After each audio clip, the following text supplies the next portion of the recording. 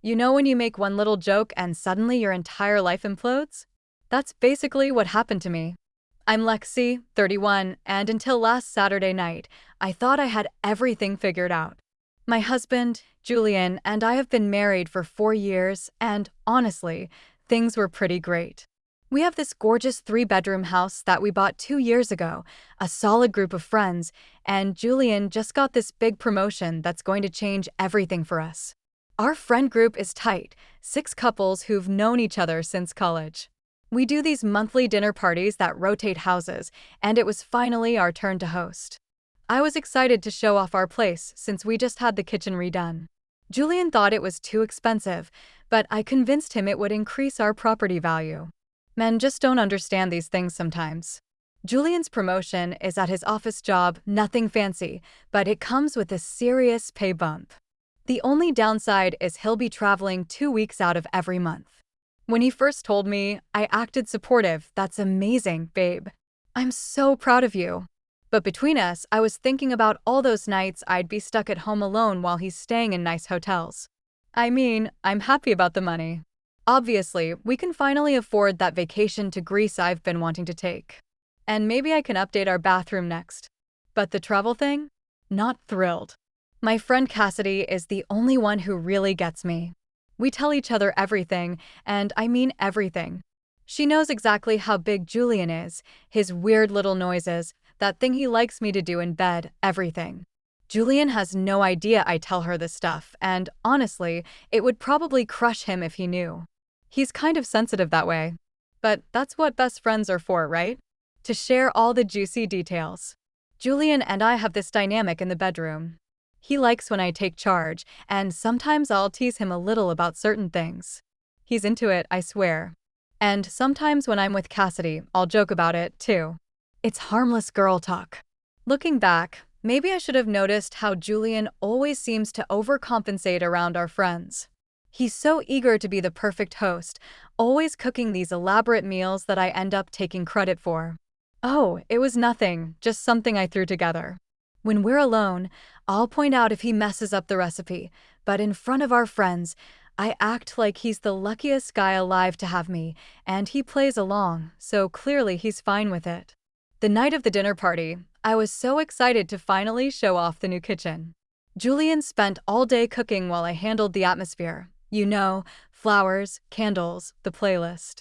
I wanted everything to be perfect because honestly, I've been dying to make Krista and Dave jealous since they hosted last month and Krista wouldn't shut up about their new pool. Everyone arrived around 7 and Julian was being his usual charming self, pouring drinks and making sure everyone was comfortable. I was watching him from across the room, thinking about how he's actually pretty good at this stuff. Not that I'd tell him that. His ego is big enough already about some things, though definitely not about others, if you know what I mean. I remember looking at him serving drinks, thinking how he had no idea what was coming later. After everyone left, I was planning to remind him about our arrangement while he was away traveling. 2 weeks is a long time, and a girl has needs, you know, and Julian always gets this cute little pouty look when I remind him he's not exactly packing enough to keep me satisfied when he's gone. It's our thing. So, everything was going great. The food was amazing. Everyone was drinking and laughing and having a good time. Julian was talking about his promotion, and I was nodding along like the supportive wife I am. On the outside, I was all smiles and we're so blessed. But inside, I was already mentally spending his bonus check on those designer boots I've had my eye on. When he mentioned the travel, everyone got concerned, asking how we'd handle being apart so much. That's when Dave made some comment about how absence makes the heart grow fonder, and everyone laughed. Julian just smiled, that tight little smile he gets when he's uncomfortable, and excused himself to grab more wine from the garage. As soon as he was gone, the real conversation started. That's the thing about our dinners, the good stuff always happens when someone steps away. And that's exactly when everything fell apart, though I had no idea what was coming. If I had, maybe I would have kept my mouth shut for once, but I didn't. And now Julian won't even take my calls. So there we were, all cozy in our living room after dinner. Everyone was pretty tipsy by that point. Julian had splurged on some expensive wine that I told everyone I'd picked out. We just cleared the dishes, and we were sprawled across our sectional and armchairs, talking about Julian's new job. Krista kept going on about how excited she was for us, and I was nodding along while secretly thinking about how fake she was being. Last month, she was bragging about Dave's bonus. And now, suddenly, she's thrilled about Julian's promotion. Please. So, how are you going to handle him being gone so much? Pamela asked me, swirling her wine like she was some kind of relationship expert. She and Mark have this whole situation where he travels for work, too, so suddenly she thinks she's qualified to give me advice. Oh, we'll figure it out, I said, keeping it vague because, honestly, who cares what Pamela thinks? Then Heidi, who can never read the room, chimes in with, "You should order some toys that are the same size as him, so you can still have fun while he's gone." Everyone giggled, and I saw my chance to get a laugh. I rolled my eyes dramatically and said, "I don't think they make them that tiny." I expected everyone to laugh. That's our dynamic. I tease, people laugh. Julian pretends to be embarrassed, but secretly loves the attention. Except this time, nobody laughed. Everyone just stopped full-on silence. Dave choked on his drink, and Mark suddenly became very interested in his phone. That's when I noticed Julian standing in the doorway with the wine bottle he'd gone to get. The look on his face, I've never seen him look like that before. It wasn't anger, it was worse. It was like something inside him just shut off. He set the wine bottle down on the side table very carefully, like he was afraid he might break it. Then he just turned around and walked out. A minute later, I heard his car start up in the garage. Did he just leave? Heidi asked, stating the obvious. I laughed nervously. He's being dramatic. He'll drive around the block and come back. But even as I said it, I had this weird feeling in my stomach. Everyone was staring at me like I just kicked a puppy. What? I snapped. It was a joke. We joke about that stuff all the time. Not in front of all your friends, you don't, Dave muttered, and Krista elbowed him. I'm sure he'll be back soon, Cassidy said, but she wouldn't look me in the eye, which was rich coming from her considering all the stuff I've listened to about her and Tim. The party fell apart after that. Everyone suddenly had early mornings or babysitters to get back to. Within 30 minutes, our house was empty except for me and the mess from dinner. I texted Julian, way to embarrass me in front of everyone. When are you coming home? No response. I called straight to voicemail. By midnight, I was furious. Who does he think he is storming out like that? It was a joke. One joke. If he can't handle a little teasing, that's his problem. I called Cassidy, expecting her to be on my side. You went too far this time, Lex, she said instead. Excuse me? I couldn't believe what I was hearing. It was a joke. You humiliated him in front of all your friends about something really personal. Oh, please. Like you've never talked about Tim's. That's between us, Lexi. I would never say something like that in front of everyone we know. I hung up on her. Some friend she turned out to be. By morning, Julian still wasn't home. No calls, no texts, nothing. I was moving between worry and anger. Where was he staying? Who was he talking to? Was he telling people I was some kind of terrible wife over one stupid comment? I was about to find out just how bad things could get from one little joke. 3 days. That's how long it took before I finally heard from Julian. 3 days of increasingly angry texts and voicemails from me, and nothing but silence from him. I'd called in sick to work because I looked like hell from not sleeping. My mind kept replaying that moment at the party, but I still couldn't understand why everyone was making such a big deal out of it. On the 3rd day, he finally texted, "I'm coming by to get some clothes while you're at work tomorrow." That's it. No, I'm sorry for overreacting, or let's talk this out. Just letting me know he was planning to sneak into our house while I was gone. I responded immediately, "Where have you been? We need to talk about this." Nothing for hours. Then, "I'm staying at the Marriott downtown." "I don't want to talk right now." "A hotel?" He wasn't even staying with a friend. He was wasting our money on a hotel room because his feelings got hurt over a joke. I decided to call Cassidy again, thinking she'd had time to come to her senses. "Have you talked to him?" I asked when she picked up. Her hesitation told me everything. "Yes." "And what did he say?" He's really hurt, Lexi. He said, "This isn't the first time you've made comments like that in front of people." That's ridiculous. It was one joke. Another pause. Was it though? What about at New Year's when you told everyone he couldn't handle more than 2 drinks because he's built like a middle schooler? Or when you told Heidi he needed help opening jars? I couldn't believe she was bringing that up. Those were just jokes. Everyone jokes about their husband. Tim must do annoying things too. Yeah, and we talk about it privately. I don't announce his insecurities to all our friends. I felt a flicker of doubt. Were my jokes really that bad? No. Everyone was just being oversensitive. Whatever. I don't need this from you too. I thought you were my friend. I am your friend. That's why I'm being honest with you. I hung up again. Some people just can't handle honesty. I've always been the type to say what everyone else is thinking, and if that makes me the bad guy, so be it. The next day, I decided not to go to work. If Julian wanted to come get his stuff, he'd have to face me. I waited all morning, rehearsing what I'd say. I'd be calm but firm. I'd explain that his reaction was totally out of proportion, but I'd forgive him if he apologized. When he finally showed up looking tired and distant, I realized I'd never seen him like this before. It was like looking at a stranger wearing my husband's face. "We need to talk," I said, blocking the hallway to our bedroom. "There's nothing to talk about," he said quietly. "Nothing to talk about? You disappeared for 3 days over a joke." He just looked at me, and for the first time, I felt a chill. It wasn't a joke, Lexi. It was public humiliation. And it wasn't the first time. Oh, come on. Don't be so sensitive. Stop. His voice was so firm it actually shocked me into silence. "I came to get my things. I'm staying at the hotel until I find an apartment." That's when I realized he was serious. "An apartment? You're leaving over this." He took a deep breath. "I'm leaving because I finally realized something. You don't respect me. You never have. That's not fair. Just because I tease you sometimes, it's not teasing when you're trying to humiliate me.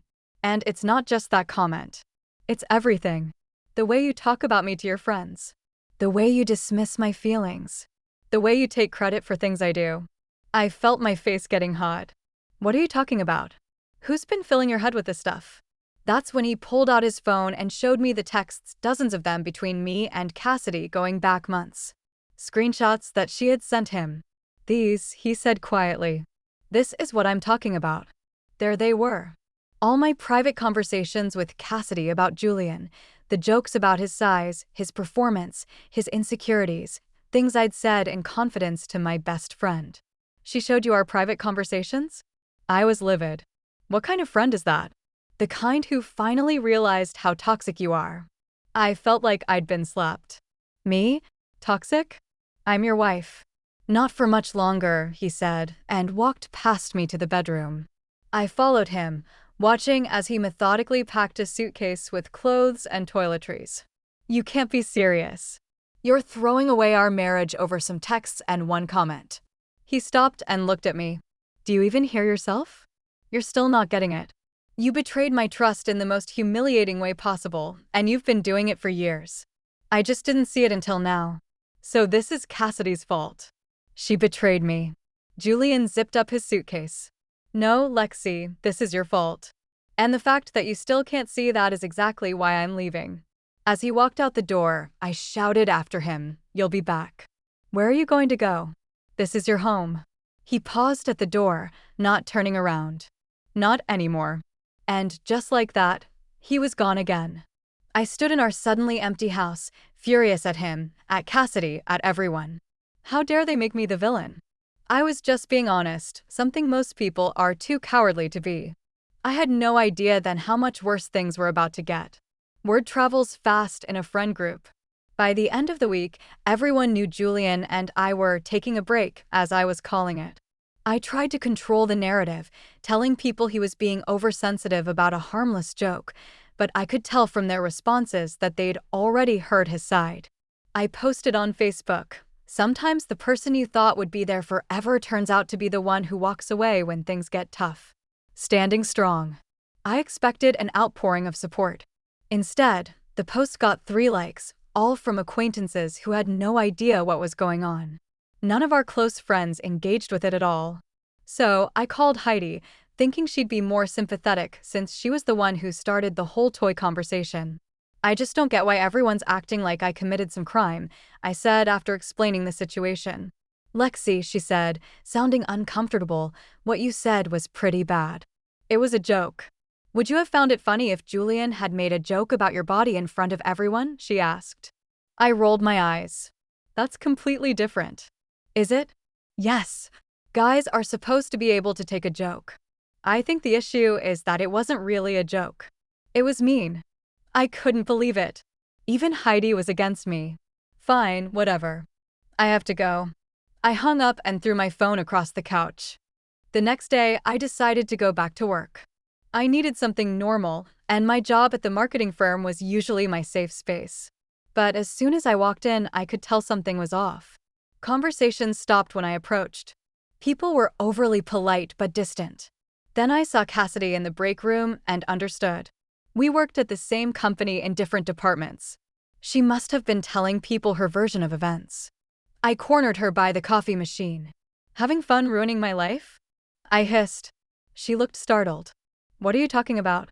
Don't play dumb. First you betray me to Julian, and now you're turning everyone at work against me. She lowered her voice.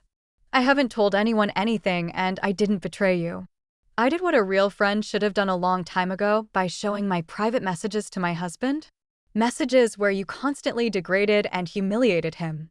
Yes. I felt tears of frustration building. I thought we were friends. So did I, she said quietly, until I realized how you really treat people. As she walked away, I heard someone behind me say, "Yikes." I turned to see two coworkers quickly look away and leave the break room. Great. Now I was office gossip, too. When I got home that night, there was an email from Julian with the subject line divorce. Just like that. Not even a conversation, just straight to lawyers. The email was formal and cold, explaining that his attorney would be in touch and listing the items from the house he wanted. That's when it finally hit me. This was really happening. My husband was actually leaving me over one stupid comment. I tried calling him again, but it went straight to voicemail. So, I sent a text, "Don't you think we should at least talk before involving lawyers?" His response came an hour later. "We have nothing to talk about. You've shown me who you really are." And what's that supposed to mean? I fired back. Someone who doesn't respect me, who never has. Someone who uses people's insecurities against them and thinks it's funny. I deserve better. He deserves better. After everything I've done for him? I was livid. This is about Cassidy, isn't it? She turned you against me. This is about you, Lexi. It's always been about you. I just couldn't see it until now. I threw my phone again, harder this time. The screen cracked, just like my life was cracking apart. And still, I couldn't understand why everyone was blaming me. 2 months later, and my life has completely fallen apart. The divorce is moving forward, and Julian still refuses to meet with me without lawyers present. I had to move out of our house because I couldn't afford the mortgage on my own. Turns out Julian was paying a lot more than I realized. My cute little apartment in Houston is nothing compared to the home we built together. The friend group has completely fractured. Most of them still see Julian regularly, while I get the occasional pity coffee date where no one mentions him. I know they talk about me when I'm not around. I can feel it in the awkward pauses, the careful avoidance of certain topics. Work isn't any better. Cassidy got promoted last month, a position I was also up for. Everyone congratulated her while giving me those sad sideways glances. I heard through office gossip that Julian is thriving at his new job. The travel that I'd been so annoyed about has apparently turned into some big career opportunity for him. And last week, the final blow. Dave accidentally included me on a group text about a dinner party. Julian was bringing someone named Mia. A quick social media search showed me exactly who Mia is: pretty, successful, and worst of all, genuinely nice, based on the comments on her posts. She looks at Julian in those photos like he's the most amazing man in the world. Like she actually respects him. I tried to talk to my mom about it, thinking she at least would be on my side. Instead, she asked me something that's been echoing in my head ever since. "Honey, do you ever think maybe you were wrong? Wrong? All I did was make a joke. Everyone else overreacted. Julian could have talked to me instead of running away. Cassidy could have been loyal instead of backstabbing me. Our friends could have supported me instead of taking his side. Sure, maybe I shouldn't have said that specific thing in front of everyone. I can admit that. But to blow up our entire marriage over it, to destroy my friendships, my reputation, my life? Last night, I saw on Instagram that Julian got another promotion. There he was, smiling broadly with his arm around Mia. #blessed. The comments were full of congratulations, including several from our mutual friends, the same friends who now barely return my texts. I scrolled through old photos of us on my phone, back when things were good, or when I thought they were good, anyway. Was it really all my fault? Everyone seems to think so. Everyone except me. Sometimes late at night, I wonder if maybe they're right. Maybe I did take Julian for granted. Maybe I did say things I shouldn't have. Maybe I didn't realize what I had until it was gone. But then I think about how easily he walked away, how quickly everyone turned against me, and I get angry all over again. So here I am, alone in my apartment, scrolling through social media and watching my old life continue without me. Julian's happy. Our friends are happy. Even Cassidy's happy. Everyone's happy except me. And for what? One little joke that went too far. It's not fair. It's just not fair. But deep down, in a place I don't like to acknowledge, there's a whisper I can't quite silence. Maybe it is fair. Maybe this is exactly what I deserve. Not that I'd ever admit that to anyone, not even myself.